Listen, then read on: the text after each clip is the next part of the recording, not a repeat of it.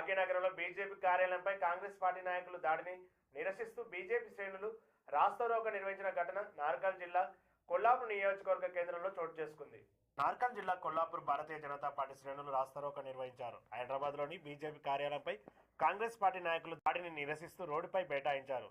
Congress party గూండాలు ఖబర్దార్, CM Revanth Reddy క్షమాపణ చెప్పాలని నినాదాలు చేశారు. అనంతరం సీఎం రేవంత్ రెడ్డి దిష్టిబొమ్మను దగ్ధం చేస్తూ దిష్టిబొమ్మ దగ్ధంలో బీజేపీ శ్రేణులు పోలీసుల మధ్య వాగ్వాదం ఉద్రిక్తత నెలకొంది.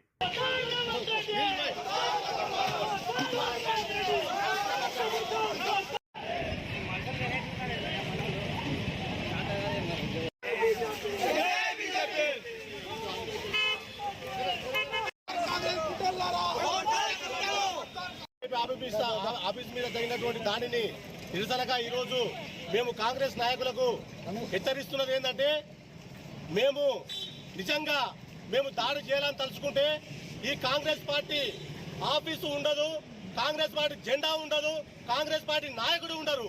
నిజంగా మేము దేశం కోసం ధర్మం కోసం పనిచేస్తున్నటువంటి పార్టీలో భారతీయ జనతా పార్టీ బీజేపీ పార్టీలో పనిచేస్తున్నందువల్ల మేము ఈరోజు కొల్లాపూర్ చౌరస్తాలో నిరసన కార్యక్రమం తెలియజేస్తున్నాము.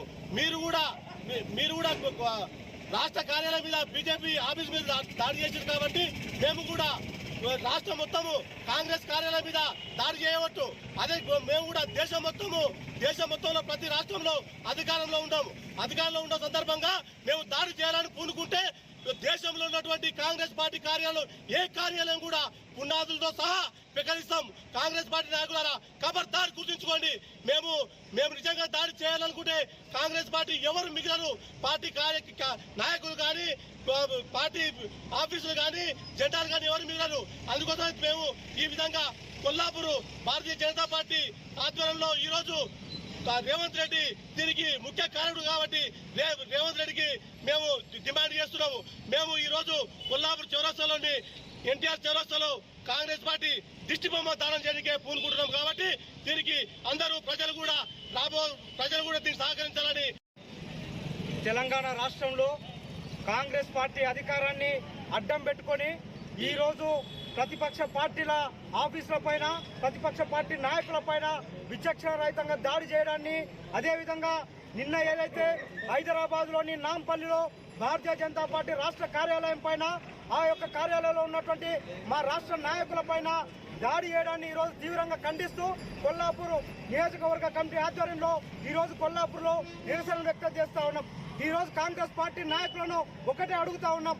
ఈరోజు ఈ దేశ ప్రధానమంత్రిని, సాక్షాత్ ఈ దేశ ప్రధానమంత్రిని ఎన్నోసార్లు అవమానించినటువంటి కాంగ్రెస్ పార్టీ ఈ రోజు ఎక్కడో ఢిల్లీలో ఒక నాయకుడు ఆ యొక్క పార్టీ నాయకురాల గురించి మాట్లాడితే ఈ రోజు ఈ దేశంలో ఉన్నటువంటి భాజపా కార్యాలయాల ముందు భాజపా నాయకుల పైన దాడి చేస్తున్నటువంటి కాంగ్రెస్ నాయకులారా, మరి ఈ రోజు మీరు మాట్లాడినటువంటి మాటలకు ఎన్నిసార్లు ఈ దేశంలో భారతీయ జనతా పార్టీ నాయకులు మీ పైన, మీ కార్యాలయాల పైన దాడులు చేయాలో ఒకసారి మీరు ఆలోచించుకోవాల్సిందిగా చెప్తా ఉన్నాం.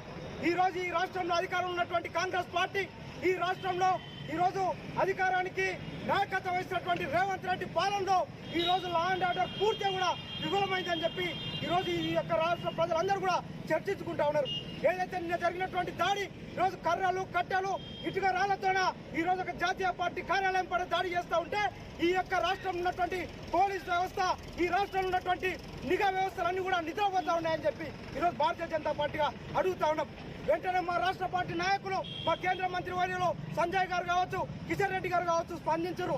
మళ్ళీ ప్రతిదాడులు చేయమని మాకు మా నాయకత్వం సూచించలే. కేవలం సంయమనం పాటించాలి, నిరసన తెలియజేయాలని చెప్పి మా నాయకత్వం సూచిస్తూ ఉంటే వాళ్ళ నాయకత్వం ఈరోజు ప్రతిపక్ష పార్టీల పైన, ఈరోజు సాక్షాత్ జాతీయ పార్టీ కార్యాలయం పైన దాడికి తెగబడుతూ ఉన్నారు. వాళ్ళను ఆ నాయకులు ప్రోత్సహిస్తూ ఉన్నారు. ఇప్పటికైనా కాంగ్రెస్ పార్టీ నాయకులు బుద్ధి తెచ్చుకోవాల్సినటువంటి అవసరం ఉన్నది. ఈ రోజు ప్రజాస్వామ్య వ్యవస్థలో మనందరం కూడా ఉన్నాం. ప్రజాస్వామ్య వ్యవస్థలో ఎవరికి బాధ కల్పించినా, ఎవరికి బాధ అనిపించినా నిరసన వ్యక్తం చేసేటువంటి అవకాశం ఉంది.